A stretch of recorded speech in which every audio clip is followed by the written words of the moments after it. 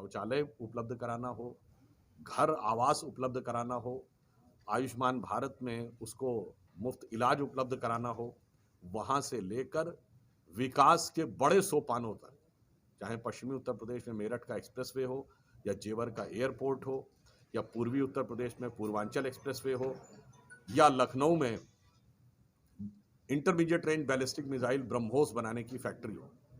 यानी हमने चतुर्दिक विकास किया है और इनकी सोच केवल और केवल कट्टरपंथ की ओर है। अब मैं इनसे अंत में एक प्रश्न और भी पूछना चाहता हूं कि जब आपके सांसद शफीकुर रहमान बर्क ने तालिबान की तारीफ की थी तो आपने उन पर कोई कार्रवाई क्यों नहीं की? क्या इसीलिए नहीं की क्योंकि आपके दिल में वो अगर तालिबान के तलबगार थे तो आप पाकिस्तान के खिदमतगार थे? इसलिए अखिलेश जी को सिर्फ माफी नहीं मांगनी चाहिए, ये तीनों बिंदुओं का जवाब देना चाहिए। एक, कौन डाइवर्ट कर रहा है डेवलपमेंट के मुद्दे से? दूसरा, पाकिस्तान की आलोचना करना कैसे राजनीतिक मुद्दा है या राष्ट्रीय मुद्दा है? और तीसरा, आपके द्वारा आतंकवादियों का समर्थन, तालिबान जैसी शक्तियों का समर्थन, आतंकवादियों से केस विड्रॉ करने का जो प्रयास है, ये परोक्ष रूप से पाकिस्तान का जो भारत के अंदर षड्यंत्र चल रहा है, ये उसी की मदद नहीं कर रहा है?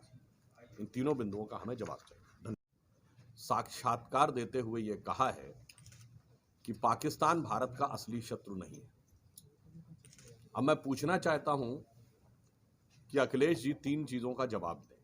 पहला, ये विकास के मुद्दों पर जब बात होती है उसको डाइवर्ट करके इन विषयों के ऊपर कौन ले जाता है? आप जिन्ना से शुरू करते हैं और पाकिस्तान पर आ जाते हैं। इसका अर्थ यह साफ हो गया कि समाजवादी पार्टी विकास के मुद्दों के ऊपर हमारी सरकार के साथ किसी भी प्रकार की कोई प्रतिस्पर्धा करने की स्थिति में ही नहीं है। दूसरा, उन्होंने ये कहा कि पाकिस्तान का विरोध करने से भाजपा को लाभ होता है, राजनीतिक कारणों से, पॉलिटिकल इशू से होता है। मैं पूछना चाहता हूं, पाकिस्तान का विरोध भारत की किसी भी पॉलिटिकल पार्टी के लिए पॉलिटिकल इशू कैसे है? यह नेशनल इशू है।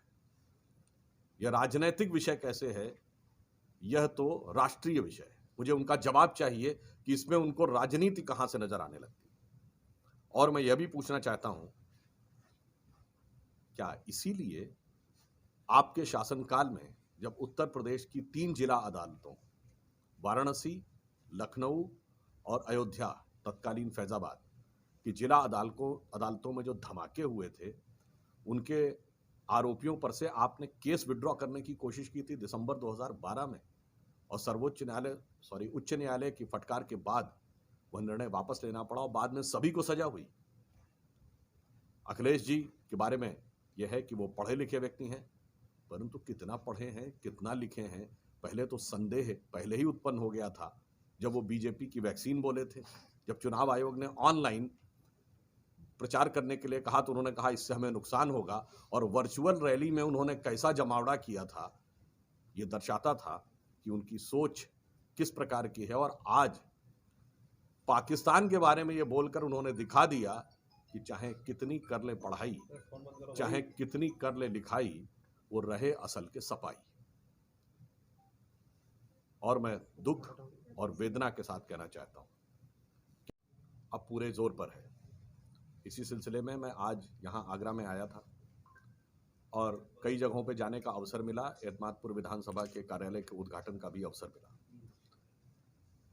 मैं आज आपके सम्मुख उत्तर प्रदेश में भारतीय जनता पार्टी की सरकार ने क्या क्या कार्य किए हैं, इन विषयों को रखना चाहता था, परंतु यहां आने के साथ ही